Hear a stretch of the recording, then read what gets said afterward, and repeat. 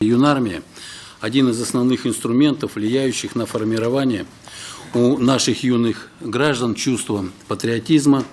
Совершенствование системы военно-патриотического воспитания граждан. В Пятигорске прошло совещание на эту тему. В нем участвовал глава региона.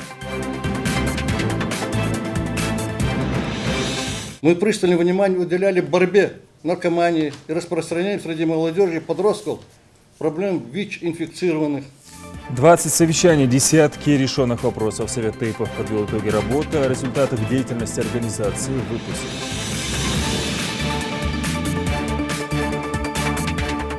Фронтовое братство – залог успешного боя. 75 лет назад началась битва за Кавказ, ставшая переломной в ходе войны в пользу Советского Союза. Мы выбрали машину, на которой нет никаких опознавательных знаков и эмблем нашего телевидения. Скрытое патрулирование. Нарушив правила дорожного движения, рискуешь попасть под прицел видеокамеры. Наши корреспонденты выходят на охоту.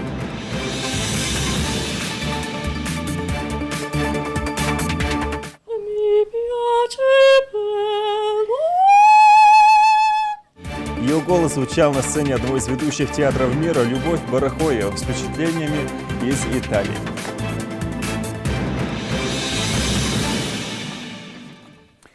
На телеканале «Ингушетия» информационная программа «Новости 24». В студии Амирхан Зортов. Здравствуйте.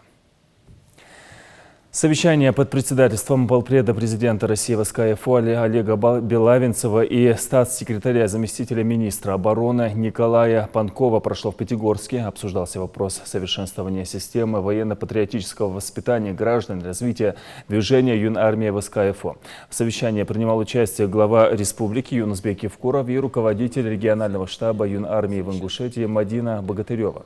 Этот штаб создан на базе Центра «Молодой патриот» и функционирует в регионе уже около года. На сегодняшний день в отряд юнармейцев входят 319 ребят. Все они имеют необходимую экипировку, как было отмечено в ходе совещания в нашей республике. Оказывается, всесторонняя поддержка движению, укрепляется его материально-техническая база. С каждым днем Юнармия набирает все большую популярность среди подрастающего поколения. В этой связи Юнусбек Евкуров дал поручение открыть юнармейские комнаты в каждом муниципальном районе Ингушетии. Безусловно, патриотическое воспитание молодежи и детей – это важнейшая задача государства. Этим необходимо заниматься и постоянно совершенствовать методы работы с подрастающим поколением. Детско-юношеское военно-патриотическое движение «Юнармия» – один из основных инструментов, влияющих на формирование у наших юных граждан чувства патриотизма, понимания чести и долга перед Родиной. Благодаря присущей Министерству обороны Российской Федерации оперативности и целеустремленности в решении поставленных задач, в короткий период времени во всех регионах Российской Федерации проведены мероприятия по организации региональных представительств Юнармии, в том числе и на территории нашего федерального округа. По всей стране в его ряды уже вступило более 100 тысяч юношей и девушек. В нашем округе действует 7 региональных штабов, 118 местных отделений, 629 отрядов Юнармии, в которых состоят около 13 тысяч детей, точнее 12 700. Можно уверенно сказать, что зерна упали на благодатную почву и непременно дадут хорошие всходы. Однако сам факт организации региональных представительств – это только начало. Необходимо двигаться дальше, популяризировать это движение, вовлекать в его орбиту все большее количество детей. Нельзя забывать и о том, что для проведения детско-юношеских мероприятий военно-патриотической направленности необходима отвечающая всем нормативным требованиям инфраструктура. В прошлом году был в Питере, там открыт, Николай Александрович, вы знаете, музей Первой мировой войны. И там особое внимание уделяется действиям как раз вот дикой дивизии, потому что исключительно преданные и царю, и отечеству люди были, предки. Конечно, и Юнармия должна воспитывать детей на подвигах, прежде всего, отцов и дедов, которые строили наше государство многонациональное и решали все стоящие перед нами задачи. У нас сложная, но славная история. Региональное отделение юнармии в Республике Ингушетия создано 11 июня 2016 года. За прошедший год наше движение приняло самое активное участие во всех мероприятиях как на территории республики, так же и за ее пределами. Так, например, 14 февраля мы приняли участие в лыжном переходе «Дорогами предков» в городе Ефремов Тульской области, где наши ребята прошли в тяжелейших условиях 15 километров пути. 18 марта 2017 года состоялось посвящение самых маленьких юноармейцев в рамках празднования 3-й годовщины воссоединения Крыма с Россией. 26 апреля команда юноармейцев представляла республику на военно-спортивной игре «Зорница» в городе Пятигорск, среди команд СКФО. Также 9 мая юноармейцы прошли торжественным маршем в параде Победы. 18 мая мы приняли участие в торжественном открытии Международного молодежного форума «Торгим-2017». 12 июня торжественно открыли исполнением гимнов чемпионат России по вольной борьбе. Также отрадно, что командир юноармейского движения Асканов Мухаммад Али находится в числе 10 юноармейцев, фотография которых размещена на доске почета сайта. Также главой республики на недавней встрече было дано указание об открытии юноармейских комнат в каждом муниципальном образовании. Так что к 1 сентября я надеюсь, что в наших школах эти комнаты появятся. Ситуация на дорогах, нарушение общественного порядка, межфамильные конфликты, борьба с экстремизмом. Этими и другими вопросами в том числе занимаются представители Совета Тейпов. Они подвели итоги работы за отчетный период. Все подробности у Индиры Манькиевой. Более 20 проведенных совещаний, десятки рассмотренных обращений жителей, профилактические беседы с молодежью и мероприятия, направленные на борьбу с экстремизмом, наркоманией и примирение враждующих. Это не весь результат кропотливого труда Совета Тейпов за отчетный год. В процессе работы мы пристальное внимание уделяли борьбе наркомании и распространению среди молодежи и подростков проблем ВИЧ-инфицированных, ее распространения. Особое внимание уделяли несовершеннолетним, это большим семьям, у кого нет одного или двух родителей, и проблемным людям, особенно молодежи. Обсуждают здесь и другие насущные проблемы. Одна из них – статистика ДТП. На сегодняшний день ситуация, мягко говоря, пугающая, отмечают участники встречи. По их мнению, нарушителям необходимо на примерах показывать, что закон писан для всех, и за любое нарушение последует наказание. Машин шортлилери, молодежь хамар цемелтери, их кардату, из кизга не ждая из приеха марка харб эрся юбтазит муахдух лутутш, сидя сагваш, без что ютлатш дышо. Хадве ютж хамар машин шхех каждо, хамар сплошную линию, вал машин кеди массы, кед машин юди хат. Це сплошную линию надул, стресни ладот. إيش هم الويدا أو داخلنا ويدا أو تغلط راهم وهاد مسي وقت قوي وسمولر شو هم دال خلاوين أتقيتش ماشين أتخيجا دقيل بين شلتها شيشي بيزم برحدي غير كجنا يدين سنة استريت سنة ويتسدش دادوتش любым путями дело видео наблюдение есть там где ходит массовый транспорт السخولية дело такое рахам ходача. Вина лежит на родителях, уверены здесь. Кто, как не отец, должен знать, ездит ли его сын на тонированной машине и на какой скорости гоняет.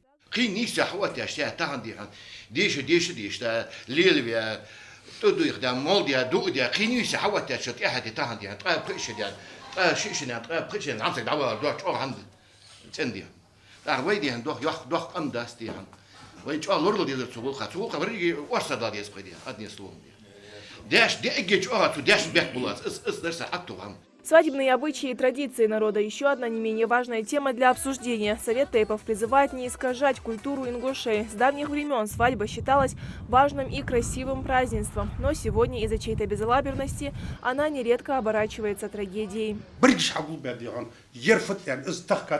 Оказывается, баханда, цу сагиогр вали, сагиогчин вош вали, цу цагрди он цансаги друзья лишхулда.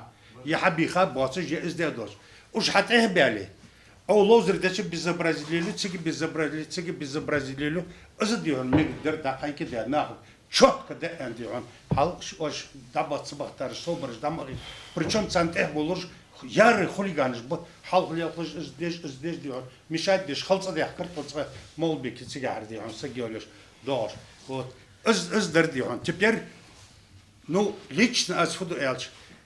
قد ده حلقة دعوة يسك حياة جلوس حل سو حياة ديوش يعني وش فدي صدي عن هو عقوش قان اللي لوزرا قادي عن تأيه بريد خديوش ماشينش ده وتش تشدي عن تأيه ماشينش بعانسي غير خل تيكوتة ده حدو تيجيش تأيه قاد تأيه الصوب ندي عن لوزر دالش دي عن شو متش كده عن بمشين يلي عدلي تيجيش أتوسين تأيه دي عن سدي عن سمستيات اللي حاقل دولش دينو دولش خوش دي عن спокойствие يولش صودر دوتش دوتش دي عن سو энер دي دولش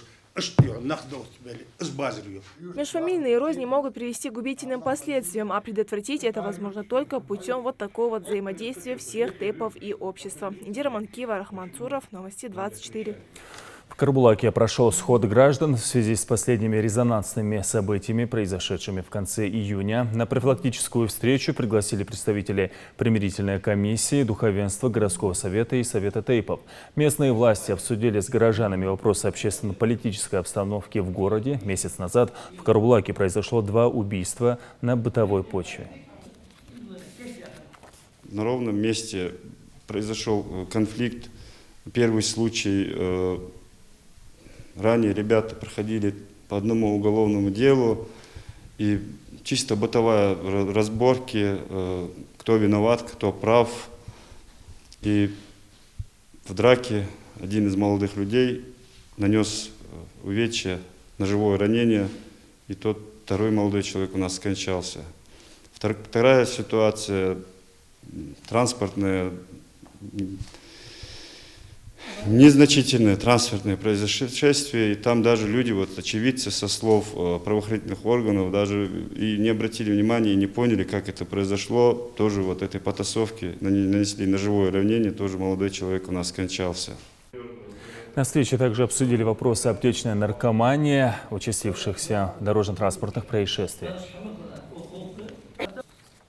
Выезжаем в город и участвуем в мероприятиях дружинников, которые по городу работаем, организовываем по магазинам, по аптекам, стараемся ходить и от лица спортсменов и наших ребят работу проводим и не стараем, на этом не будем останавливаться, эту работу будем проводить, усовершенствовать. 75 лет назад, 25 июля 1942 года, началась битва за Кавказ. Кавказская операция, проходившая одновременно со Сталинградской и Курской битвами, сыграла важную роль в создании и завершении коренного перелома в ходе Великой Отечественной войны в пользу Советского Союза. Эта битва вошла в историю военного искусства как комплекс оборонительных и наступательных операций, проведенных на обширной территории в сложных условиях, и завершилась исторической победой. Родина высоко оценила ратный подвиг защитников Кавказа. Медалью за оборону Кавказа были награждены более 600 тысяч человек. В их числе были и уроженцы Ингушетии. Одним из важнейших источников победы советских войск в этой битве стали фронтовое братство народа, взаимопомощь в бою, патриотизм и интернационализм. О сегодняшней дате на своей странице в Инстаграм написал и глава региона Юнусбек Евкуров. Цитата. «Наибольшие ожесточенные яростные сражения начались под Малгобеком. Героизм и мужество в ходе Малгобекской стратегической оборонительной операции проявили не только солдаты, но и местное ополчение, которое защищало родную землю. Исход Малгобекской операции оказал существенное влияние на срыв планов противника по захвату Грозинского и Бакинского нефтяных районов. Именно под Малгобеком закончилось наступление наступления фашистов на Кавказе. Здесь они были остановлены и разгромлены. Тысячи уроженцев Ингушетии вместе с представителями других народов отдали свои жизни за победу. Конец цитаты. Глава региона провел заседание межведомственной рабочей группы по снижению задолженности за поставленные энергоресурсы и декриминализации топливно-энергетического комплекса в республике. Помимо членов и группы правительства Ингушетии, в заседании приняли участие советник министра по делам Северного Кавказа Вячеслав Песков. По словам вице-премьера Зяудина Даурбекова, населением произведена оплата в размере 147 миллионов рублей или 39%, что на 5% больше в сравнении с аналогичным периодом прошлого года. Однако в деятельности филиала Мирска Северного Кавказа Мингушэнерго имеются некоторые недостатки, о чем свидетельствуют частые отключения и перепады напряжения при электроснабжении. В ходе заседания глава республики дал ряд поручений. Он считает, что в каждом населенном пункте необходимо создать межведомственные рабочие группы, которые на совещаниях в правительстве будут обсуждать проблемы своих участков, пути их решения. Таким образом, деятельность территориальной группы рабочей группы будет более эффективной. Первые совещания таких групп должны начаться 10 августа.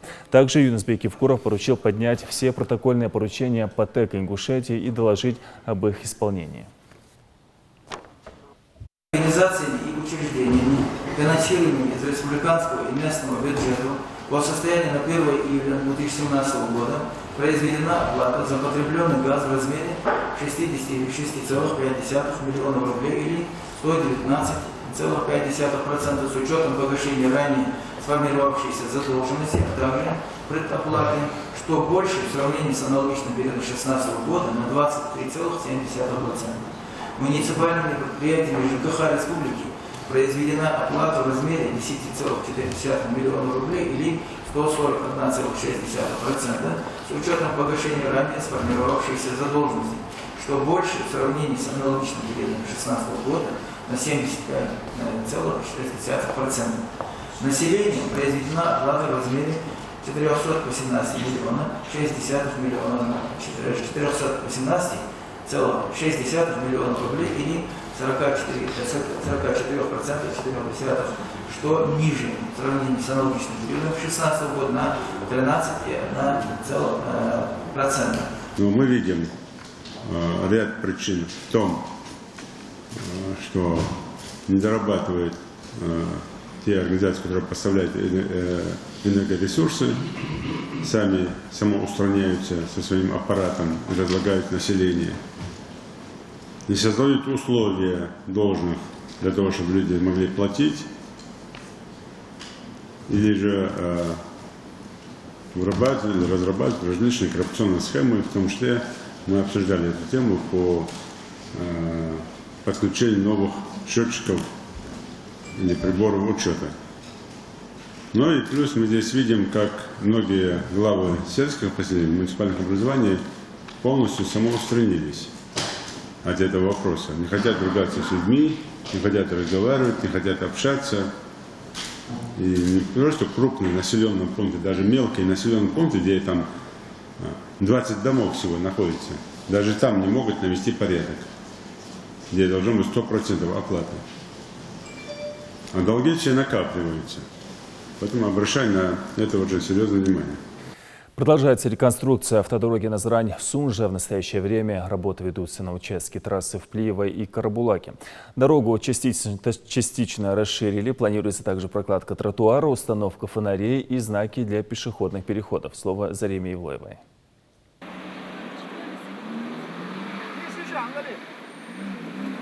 Точность как у ювелира, а иначе и дороги, и тротуары будут зигзагообразны и прослужат недолго. Эта дорожная артерия тянется через пол республики. Свое начало она берет в Назрани и заканчивается в Сунже. Росавтодор реконструирует дорогу планово с 2013 года. В данное время я даю высотные отметки. Мы занимаемся благоустройством, то есть делаем тротуары. И, соответственно, устанавливаем бордюры. Вот, чтобы бордюры ровно шли, я им даю отметки. Вот этим прибором, который называется нивелир. Пешеходного тротуара здесь раньше не было. Родителям школьников теперь можно не волноваться за детей, которые добирались до учебного заведения окольными путями. Раньше не было тропинок, и мы ходили по траве. Когда были дожди, ноги часто мокли. Но теперь я рада, что сейчас делают там тропинки.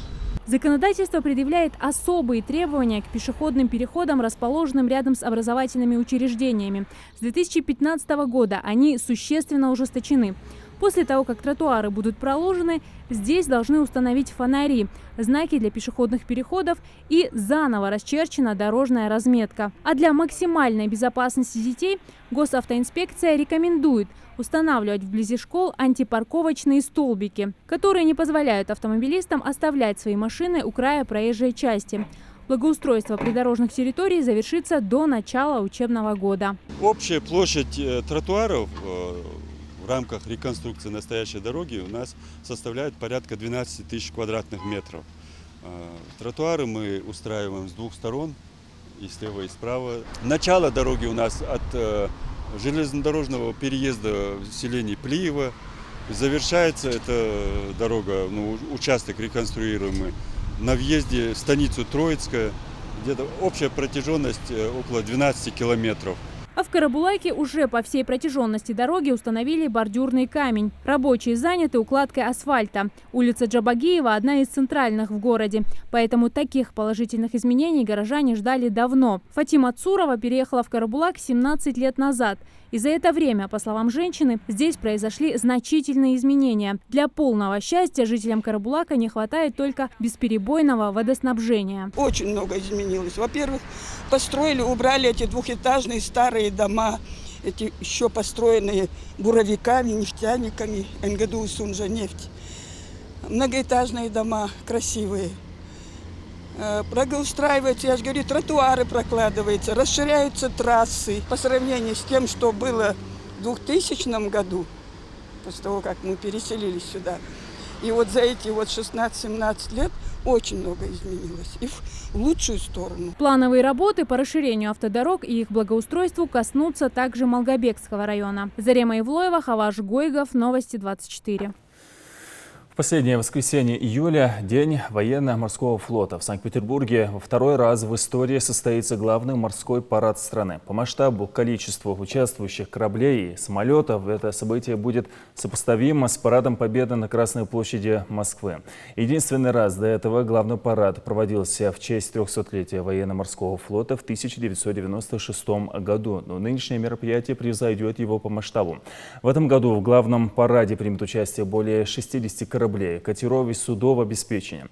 А в небо поднимутся несколько десятков самолетов. Специально для участников главного парада Минобороны выпустят памятную медаль. В Москве начали выдавать автомобильные номера с новым кодом региона 799. Как сообщили в столичной госавтоинспекции, регистрационные знаки уже доставлены во все подразделения ГИБДД. Но там, где еще остались номера с кодом 777, их пока продолжат вручать владельцам.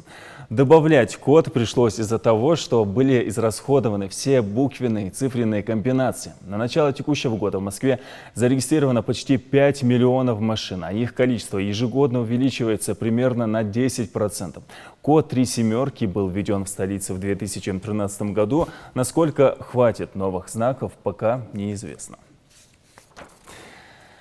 Где бы вы ни находились, знайте, что за вами следят. Ингушские автовладельцы неожиданно для себя могут попасть в эфир национального телеканала. Но только славы не ждите, получите лишь штраф. Съемочная группа «Новости 24» проводит на дорогах республики скрытые патрулирования. Нарушители правил дорожного движения фиксирует видеокамера. Этот материал попадает в наш эфир, потом в госавтоинспекцию. Репортаж Марии Мистеевой. Для скрытого патрулирования мы выбрали машину, на которой нет никаких опознавательных знаков и эмблем нашего телевидения. Ну а путь следования мы выбирали стихийно, уже находясь в дороге. В свой маленький рейд мы выехали еще рано утром. Сонные водители в 7 и в 8 утра особо никуда не торопятся. Но вот ближе к 9 часам и началу рабочего дня все дороги заполоняют автомобилисты. Среди них есть знакомые из ПДД, а есть и те, кто не обращают внимания на разметку и сплошную линию. Не замечают, либо просто не придают им значения.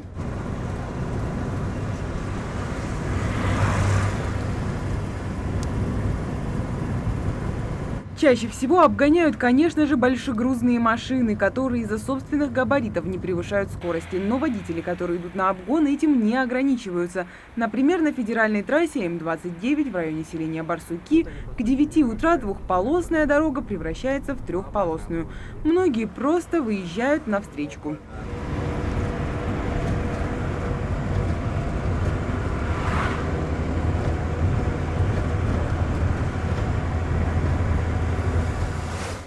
Очевидно, встать пораньше, чтобы не нестись потом, не нарушая правил, намного сложнее, чем рисковать собственной жизнью. Но такие нарушения скоростного режима и несоблюдение разметки встречаются не только на трассах, но и в черте города или населенного пункта.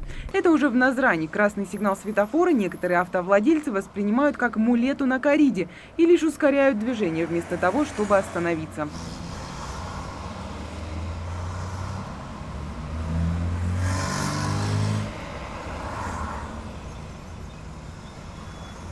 В своем первом развернутом интервью нашему телеканалу начальник ГИБДД Министерства внутренних дел по Ингушетии Валерий Ладыгин выразил предположение, что частые аварии могут быть и следствием узких дорог. Если построить новые дороги, чтобы она была не одноколейная, а там двух-трехполосная в каждую сторону, конечно, это будет намного влиять, но мы все понимаем, что не все сразу делается.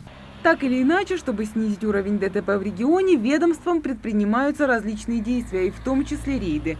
Не стоит забывать и о тех водителях, которые правила дорожного движения в пример многим соблюдают. Например, Магомед Курскиев имеет 23-летний стаж вождения. Признается, что вначале даже он мог невзначай нарушить ПДД, но с опытом и это осталось позади.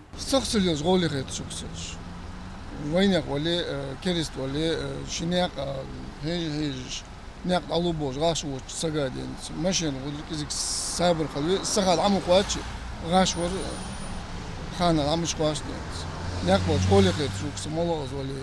И молодые, и пожилые правила дорожного движения для всех одинаковые, и наказания за их нарушение тоже. И каждому участнику главное не забывать о том, что дома их ждут родные.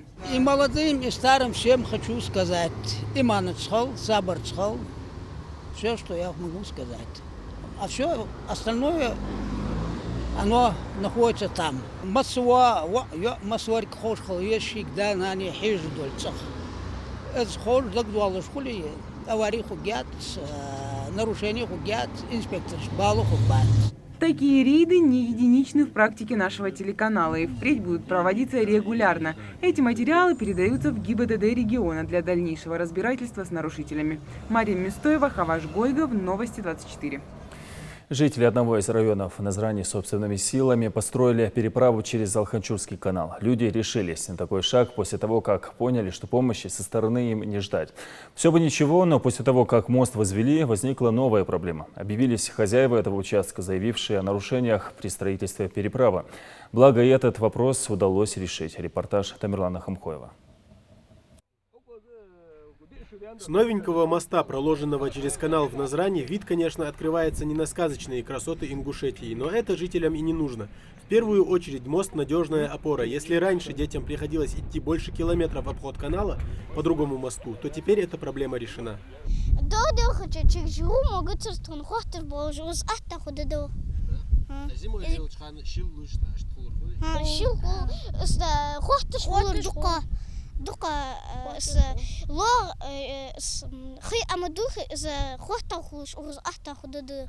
Построить мост своими силами местные жители решили сообща, руководствуясь уже почти забытым древним ингушским обычаем белхи, когда работа идет коллективно и всем миром.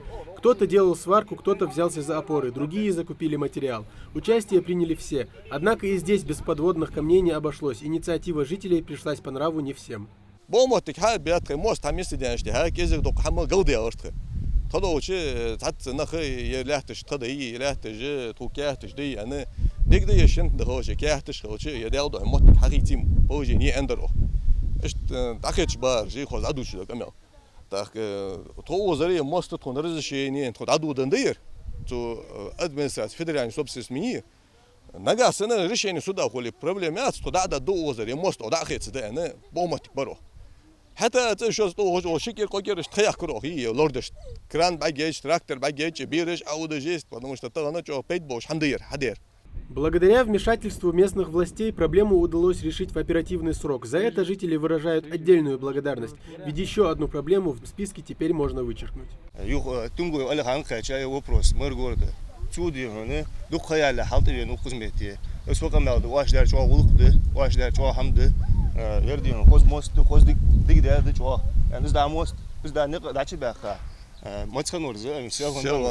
субботу ханор шоттина. Ишт моттига алахану цак вопрос чоонах ишт мост битүд цаккыз деген вопрос она хам аддасдаа хала сугуан алахан авхау. Амстердам, Лондон, Токио, Нью-Йорк и другие города построили мосты своей красотой, привлекающие огромное количество туристов.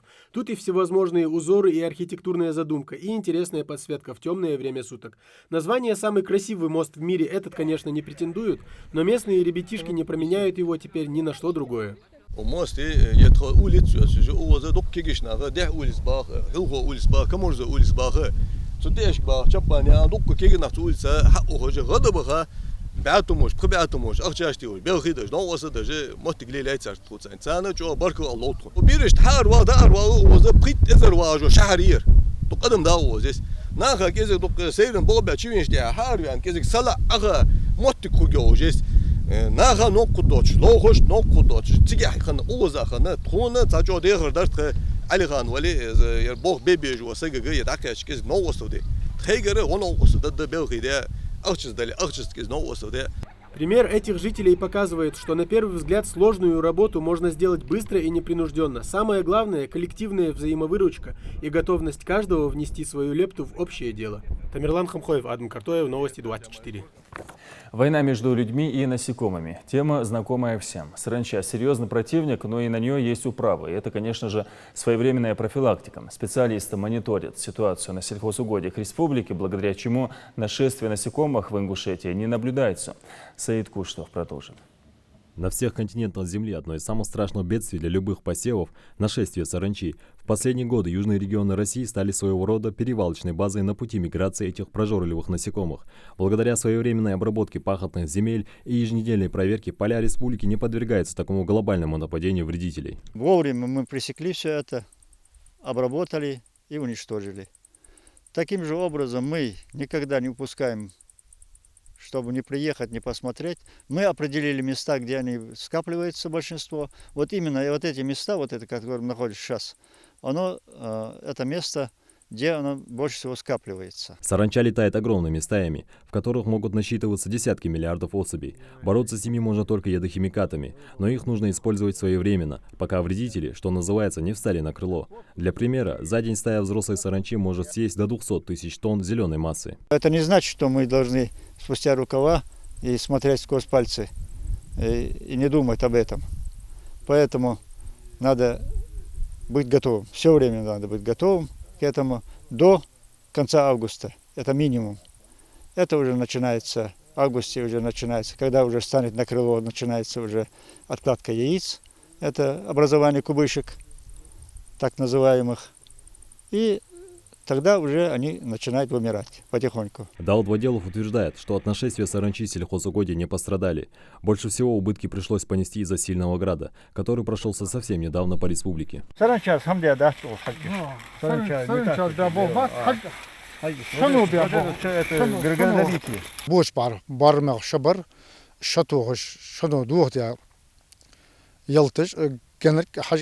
Ситуация в республике остается стабильной. Работники сельхозцентра мониторят земли сельхозназначения.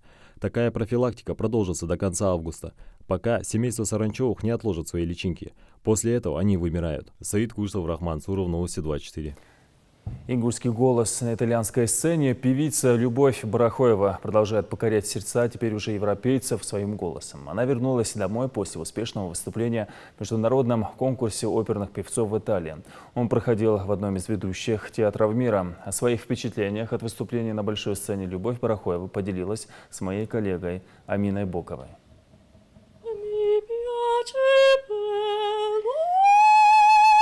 Ария Лауреты, поющая отцу о своей любви к Рунуччи, в исполнении Любови Барахоевой произвела настоящий фурор на итальянской сцене. Певица прошла в полуфинал 22-го международного конкурса оперных певцов «Спацио Музыка». Однако языковой барьер и волнение все же сказалось. В финал любовь не прошла, но итальянские критики пригласили певицу на стажировку в Римский музыкальный театр. Для нее это самая настоящая победа, ведь артистке дали шанс отшлифовать свой талант и дорасти до уровня мировых именитых исполнителей. Я считала, что мой голос называется лирическое сопрано. Да, оно лирическое, но оно сопрано лирико-леджеро. Понимаете? Оно имеет свои оттенки, и все оттенки они мне все объяснили. Ежегодный конкурс «Спацио Музыка» – один из престижных форумов солистов оперного пения со всего мира. Любовь Барахоева была единственной участницей от России. Попробовать себя на конкурсе певица решила полгода назад, когда увидела объявление в интернете. Вместе с аудиозаписью она отправила заявку в оргкомитет конкурса и не прогадала. Почти что сразу Любовь пригласили в Рим. Первым делом артистка занялась подбором репертуара.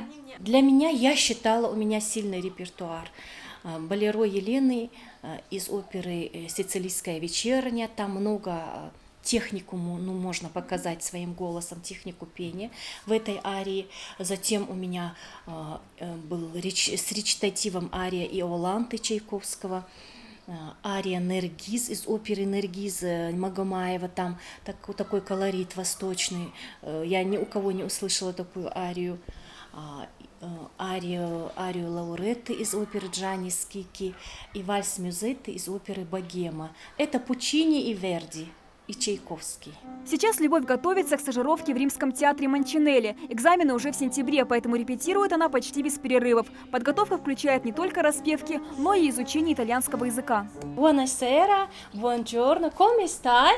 Как дела? О, bene, va bene, grazie, molto grazie. За 20 лет отданных музыке Любовь Барахоева стала победителем и лауреатом множества конкурсов. В том числе она признана золотым голосом России. Однако после участия в конкурсе «Спацио Музыка» певица наконец поняла свое истинное предназначение. Я должна заниматься академическим пением. Я это поняла раз и навсегда именно там. Понимаете? Я пою так же, как и они. Я ни в чем не буду теперь сомневаться. Я буду уверенно идти по этому пути. Потому что во мне есть все, что есть в других оперных певцах. И даже, может быть, что-то чуть-чуть оригинальное, потому что я с Северного Кавказа. По окончанию стажировки в Риме у певицы много планов на будущее, в том числе открытие вокальной школы в Ингушетии. Амина Бокова, Султан Булгучев, Новости 24. На этом я с вами прощаюсь. Всего доброго.